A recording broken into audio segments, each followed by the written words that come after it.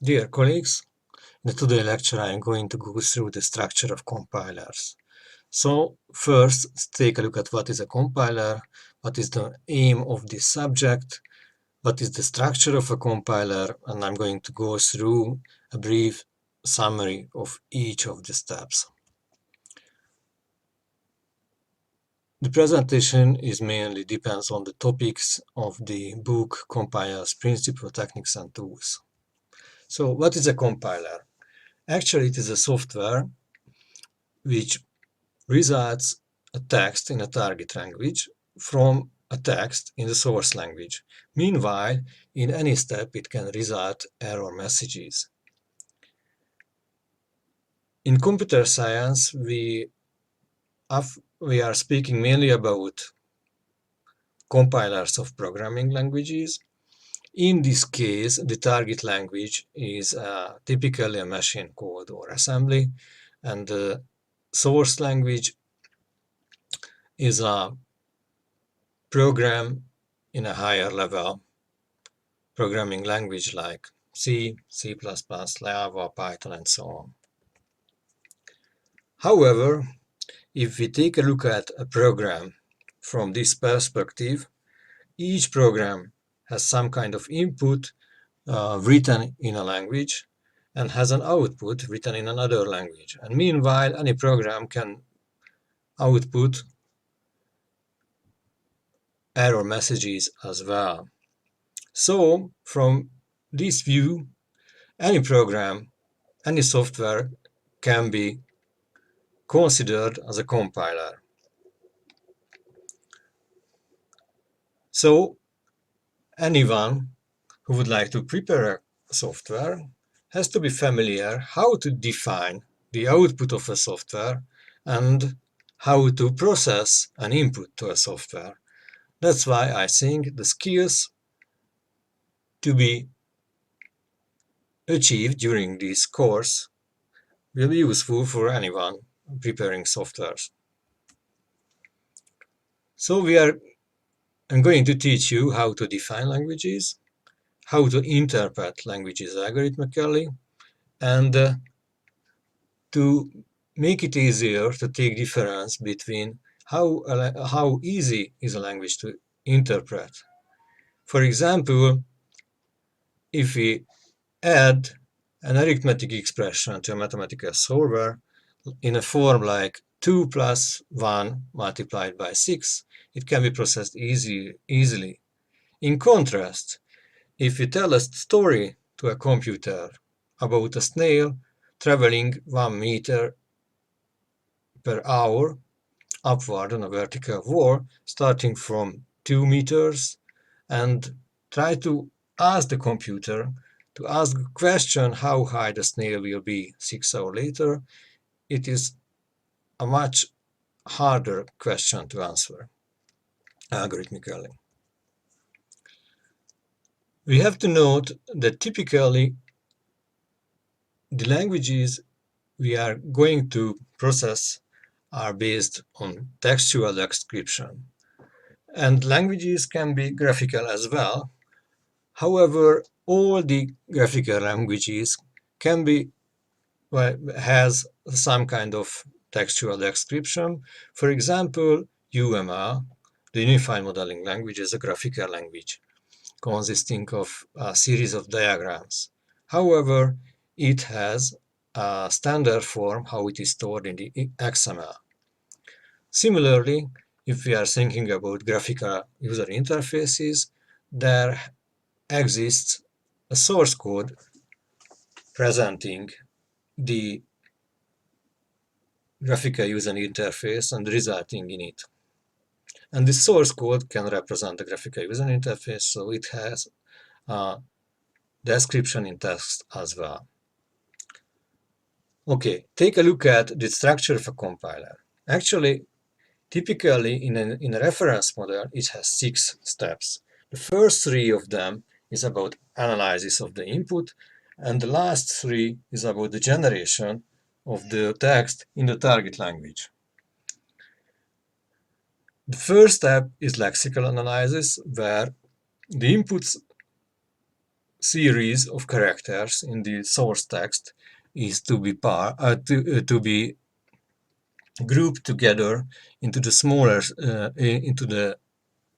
so-called tokens, and then lexical analysis can clarify the relation of the tokens, and the semantic analyzer check if the resultant structure has any meaning.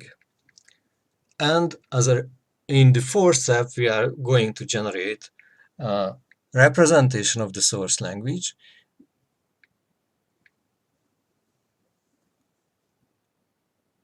which helps us resulting the target language. So in this step, an intermediate code is generated, which can be optimized later, and finally, the final code for the target language can be provided. Each step can result errors.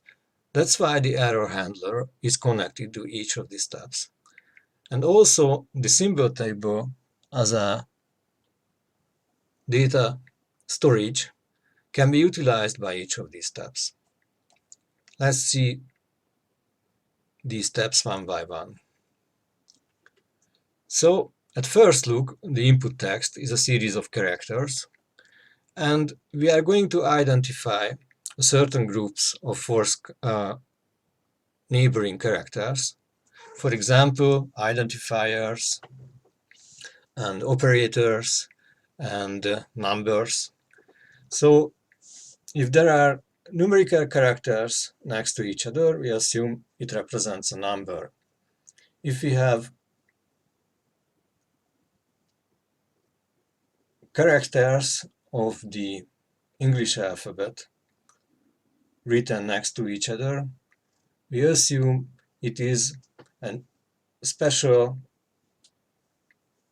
instruction in a language, or it represents as an identifier. For example, if you take a look at the following series of characters where POSETETION colon equal sign INITIAL plus RATA multiplication sign 6 and 0, we easily recognize by our human intelligence that at the beginning there is an identifier called position, and then another called initial, and then another called rate, and there are operators in between like let equal, assignment operator, the plus and the multiplication operator, and finally there is a number at the end. These identifiers, operators, and numbers are called tokens, as the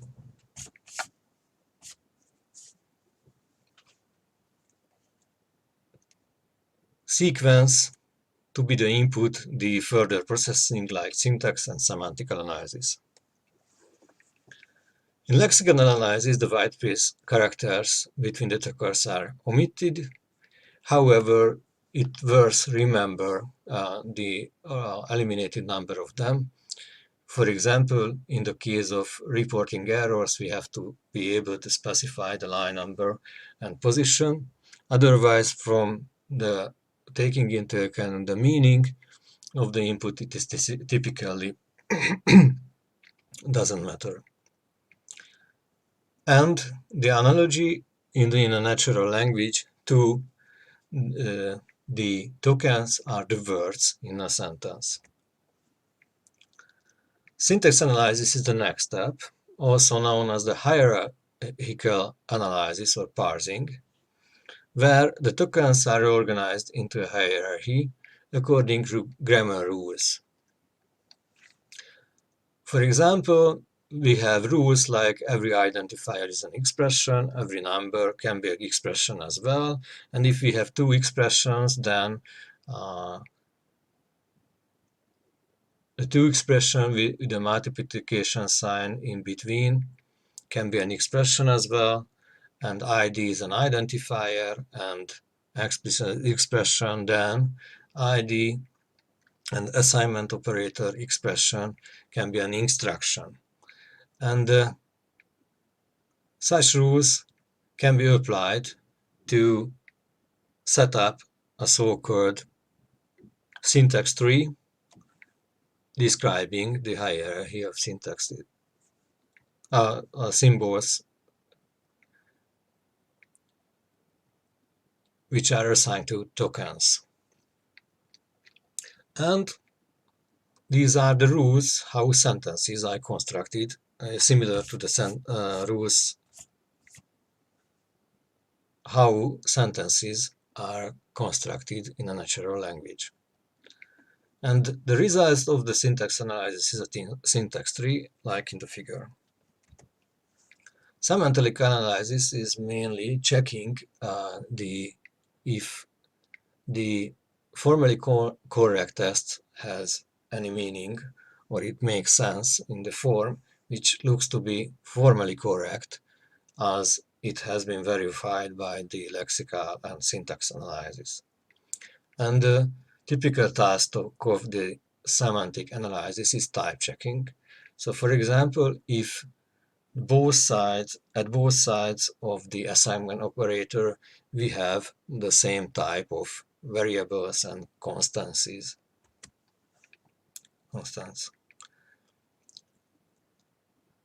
And then switch to the intermediate code generation. In this step, we are going to construct a data structure which help us on the way to the generation of the text in the target language. For example, we can have a dynamically stored tree representing an arithmetic expression identified on its description in the source text, and may help us either evaluating the value of certain parts of the expression containing numbers only, for example, and also to regenerate the arithmetic expression in the language of the target text. Note that the code optimization and final code generation are not to be discussed in detail because they have more important for in general case when we are going to process inputs to software and specify the language of the output of the software, but not really working on providing compilers for programming languages targeted at machine code. Okay, and then switch to the components of the compilers which are connected to each of these steps. First, the symbol table. If the source text contains identifiers like constants, variables, functions, we are going to register them in the so-called symbol table. And the reason why they are registered, since additional information can be attached to them. Besides their names, their types, and the scope where they can be considered to be available in the source text, and also, for example, the address of the related information in the memory when it is interpreted later on. And these kind of identifiers are typically recorded during the syntax analysis. For example, types are recorded according to the grammar rules how constants and functions and variables can be defined. And during the semantic analysis where type checking is performed, these types are compared. The other step connected to each of the steps of the compiler is the error handler. Since each step may cause errors, we are going to set up an error handler which can somehow correct these errors to enable us to go further and not to stop at the first error. So our aim is to set up an error handler which can result multiple potential errors in a text.